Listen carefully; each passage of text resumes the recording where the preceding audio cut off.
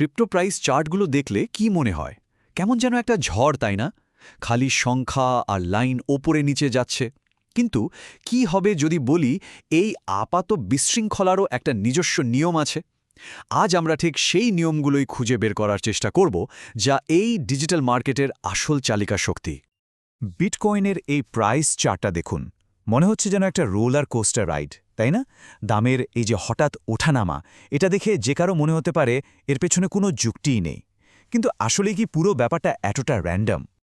তো প্রশ্নটা হলো, এই যে বিশৃঙ্খলা আমরা দেখছি, এর গভীরে কি কোনো নিয়ম বা শৃঙ্খলা লুকিয়ে আছে? যদি এমনটা হয় যে বাজারের প্রত্যেকটা মুভমেন্টের পেছনে আসলে কিছু নির্দিষ্ট শক্তি কাজ করছে, চলুন সেই রহস্যটাই আজ ভেদ করা যাক। প্রথম যে লুকানো স্তরটা আমরা দেখব, সেটা হলো সব মার্কেট কিন্তু সমান নয়। একটা নির্দিষ্ট মার্কেট আছে যা বাকিগুলোকে নেতৃত্ব দেয়। এখন প্রশ্ন হলো, কে সেই লিডার? দেখুন, বিটকয়েন কেনাবেচার প্রধানত দুটো বাজার আছে, স্পট আর ফিউচার।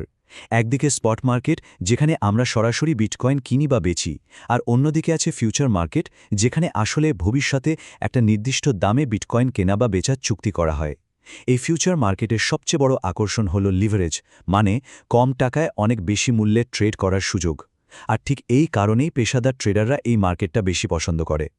আচ্ছা, এই সংখ্যাটার দিকে একবার তাকান, 88.7%। বেশ বড় একটা সংখ্যা, তাই না? কিন্তু এর মানে কি?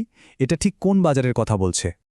এই 88.7% হল প্রাইস ডিসকাভারিতে ফিউচার মার্কেটের অবদান। প্রাইস ডিসকাভারি মানে হল কোনো অ্যাসেটের আসল দাম খুঁজে বের করার প্রক্রিয়া।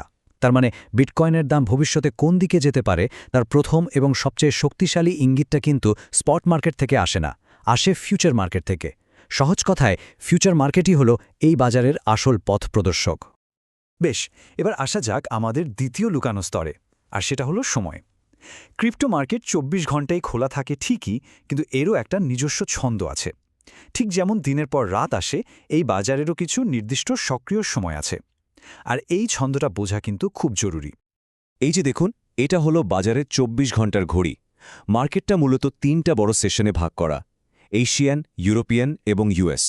তবে সবচেয়ে গুরুত্বপূর্ণ সময় হলো যখন ইউরোপিয়ান আর ইউএস সেশন একসঙ্গে চলে। এই সময়টাকে বলা হয় গোল্ডেন আওয়ার্স, কারণ ঠিক তখনই বাজারের সবচেয়ে বেশি ট্রেডিং হয় আর দামের ওঠানামা মানে ভলাটিলিটিও থাকে একদম তুঙ্গে। আর এই প্যাটার্নটা কিন্তু শুধু দৈনিক ভিত্তিতেই না, মাসিক ভিত্তিতেও দেখা যায়। যেমন ঐতিহাসিক ডেটা যদি আমরা দেখি, সেপ্টেম্বর মাসটা বিটকয়েনের জন্য সাধারণত সবচেয়ে খারাপ যায়। অন্যদিকে নভেম্বর মাসটা ঐতিহাসিকভাবেই বেশ ভালো, যেখানে গড় রিটার্ন প্রায় ৩৫% বেশি। তার মানে কি দাঁড়ালো? দিনের কোন সময় ট্রেড হচ্ছে বা বছরের কোন মাস চলছে, দুটোই কিন্তু বাজারের গতিবিধি বোঝার জন্য খুব গুরুত্বপূর্ণ।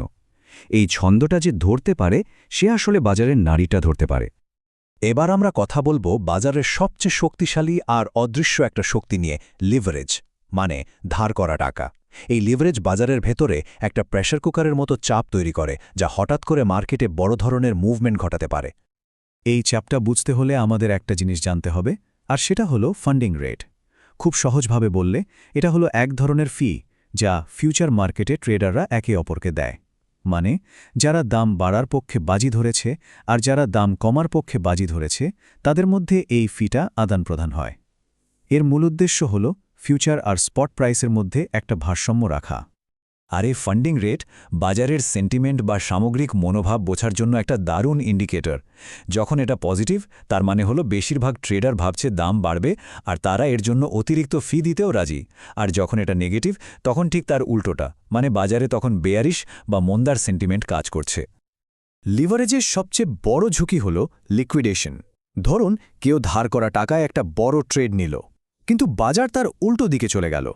তখন তার লস বাড়তে বাড়তে এমন জায়গায় পৌঁছায় যে এক্সচেঞ্জ জোর করে তার পজিশনটা বন্ধ করে দেয়। এর ফলে কি হয়? বাজারে হঠাৎ করে বিশাল বিক্রির বা কেনার চাপ তৈরি হয়, যা দামের পতন বা উত্থানকে আরও দ্রুত করে তোলে। এটা অনেকটা ডমিনো পড়ার মতো ব্যাপার। কিন্তু প্রশ্ন হল, এই বিপজ্জনক লিকুইডেশন জোনগুলো কোথায় আছে তা আমরা বুঝব কিভাবে? এর জন্যই ব্যবহার করা হয় লিকুইডেশন হিটম্যাপ। এই ম্যাপে লাল বা হলুদ রঙের জায়গাগুলো হলো হট জোন, মানে ওই প্রাইস লেভেলগুলোতে সবচেয়ে বেশি লিকুইডেশন অর্ডার জমে আছে। আর মজার ব্যাপার হলো এই জোনগুলো অনেক সময় চুম্বকের মতো কাজ করে, মানে দামকে নিজের দিকে টেনে আনে। তো আমরা তিনটা আলাদা কিন্তু খুবই গুরুত্বপূর্ণ বিষয় দেখলাম। বাজারের আসল নেতা কে, বাজারের নিজস্ব ছন্দ বা স্পন্দন কেমন, আর এর ভেতরের অদৃশ্য চাপটা কিভাবে কাজ করে। এখন সময় হয়েছে এই সবগুলোকে একসাথে মিলিয়ে বাজারের একটা সম্পূর্ণ মানচিত্র তৈরি করার। তাহলে বাজারকে বিশ্লেষণ করার জন্য আমরা এই তিনটে সহজ ধাপের একটা মানসিক ম্যাপ ব্যবহার করতে পারি। প্রথমত, ফান্ডিং রেট দেখে বাজারের সেন্টিমেন্ট বোঝা। দ্বিতীয়ত, কোন ট্রেডিং সেশন চলছে সেটা দেখে বাজারের বর্তমান ছন্দটা ধরা। আর সবশেষে, লিকুইডেশন হিটম্যাপ দেখে চাপের কেন্দ্রগুলো খুঁজে বের করা। এই কথাটা কিন্তু পুরো আলোচনার সারমর্ম।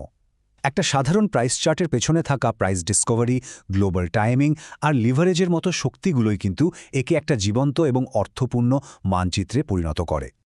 এখন যেহেতু এই লুকানো শক্তিগুলোর মানচিত্র আমাদের চোখের সামনে, আসল প্রশ্নটা হল বাজারের পর কোন পথে যাবে।